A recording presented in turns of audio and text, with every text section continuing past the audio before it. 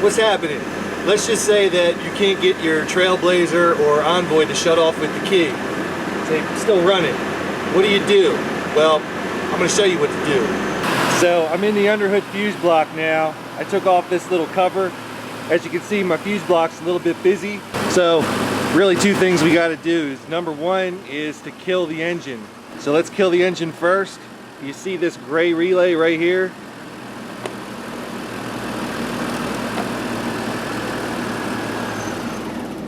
Alright, so we've got the engine shut off now. So next what we want to do is disable the ignition. So even now with the motor off, the ignition switch is still on. So our best way to kill ignition is by this fuse right here. Pull him out. If you don't have fingers of steel, you can take some pliers. So we took out number 34, which was right here. Then we're going to go over to this guy right here. He's actually number 36.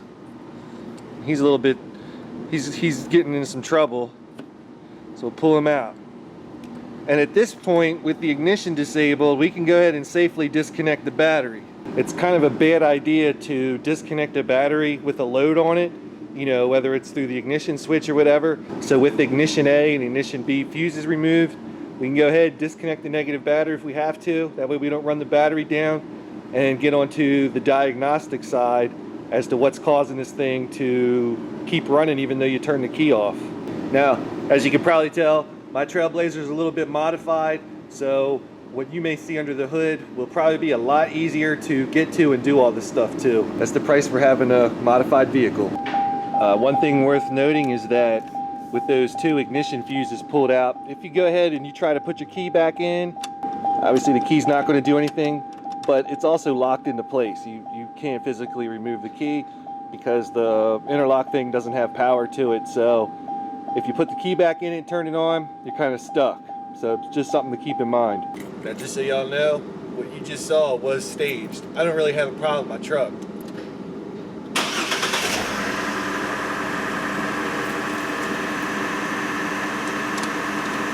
It's fake. It's pretend. Like a lot of U-tards. Now, if you've been watching what I do, you know how I feel about fake shit, you know what I mean? But there was a really, really good reason for me to do this video. I get a phone call from ASE Master Tech, whatever. He's got an Envoy, and what he said was, you know, something's broke in the key switch. Can't get the truck to shut off. I tried disconnecting the battery and the truck stayed running.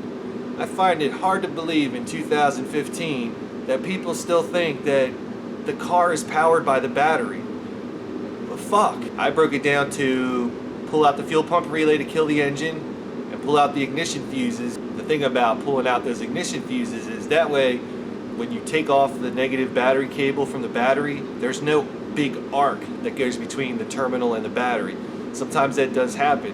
And if you've got an old leaking ass battery, that shit can explode, you know what I mean? So this is just the safe way. I didn't even plan on doing this today, but this isn't the first time that somebody's called me with this exact same problem, you know what I mean?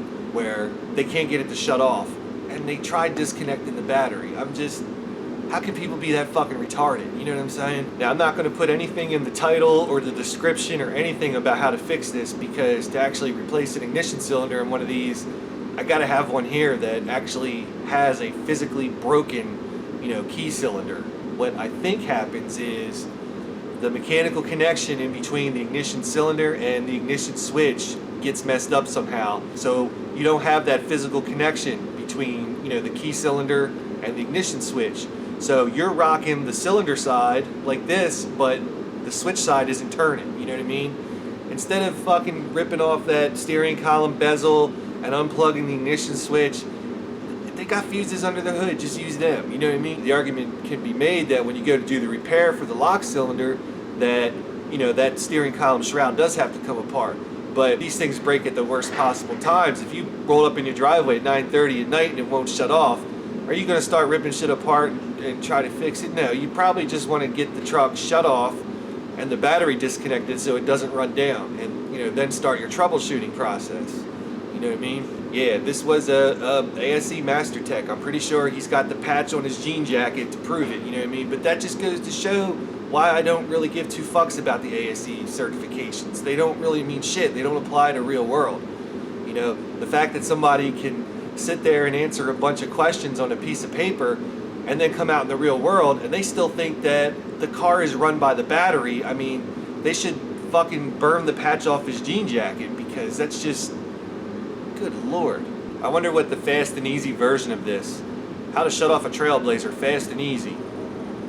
I can't imagine. I'll tell you right now that, you know, if I do get one in the shop that does have an ignition cylinder problem, I might throw that up, rename this part 1, make that part 2, to kind of give it a flow, I guess. That wouldn't make sense just to go and start replacing parts. I need to be able to show the fault, you know. As you probably know, YouTube is full of utards that just go around replacing parts.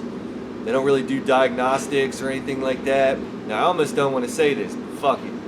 I was on another forum browsing around, and a couple guys got into an argument of whose method of doing a certain repair, well, actually it was a modification, whose method of doing this modification was the fastest and easiest.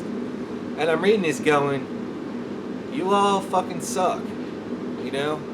They were debating whose shovel wire mod was better. You know, you've probably seen stuff like that where you shove a wire into a fuse block or you shove a wire into a relay terminal, and they're arguing about, you know, whose stuff was better. And I'm sitting there like, all three of you suck. You know what I mean? Shovel wire mods are pretty popular. I see them on YouTube. I even see them on the forum I hang out on. But I don't give those guys a hard time, because I understand that not everybody wants to learn how to solder. Not anybody cares. They just are a fast and easy crowd, you know? That's why my videos aren't built for them, you know? Now I'm just rambling here, so I'm just gonna wrap this up. So the too long didn't watch version, if you've got the Trailblazer problem where the engine doesn't shut off with the key, regardless of what the problem is, step 1, kill the engine by pulling the fuel pump relay. Step 2, disabling the ignition switch by pulling out fuses 34 and 36. Then you can unhook your battery, maybe hit up the forums or something like that.